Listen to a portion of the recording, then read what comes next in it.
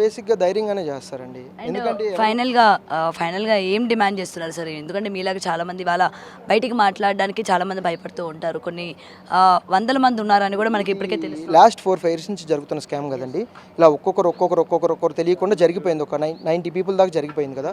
90 people వాళ్ళు ఏమైందంటే around ఒక్కొక్కరు 20 lakhs కాడికి ఇచ్చినా కూడా 18 crores 20 crores ఆల్ ఓవర్గా ఇంత మనీ కలెక్ట్ చేశారు. కొంతమంది 30-40 కట్టిన ఉన్నారు, పాకిస్తాన్ వాళ్ళు ఉన్నారు. వాళ్ళు మినిమం 30-40 లక్షలు ఐఎన్ఆర్లో కట్టారు. అంటే పౌండ్స్లో దాన్ని క్యాలిక్యులేట్ చేసుకోవాలి.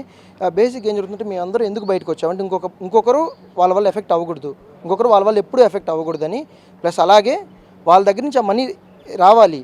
వాళ్ళు ఏంటంటే వాళ్ళ ఫేమ్ని యూజ్ చేసుకొని ఇంత ఫ్రాడ్ చేశారు కాబట్టి ఇది ఎప్పటికీ కరెక్ట్ కాదు.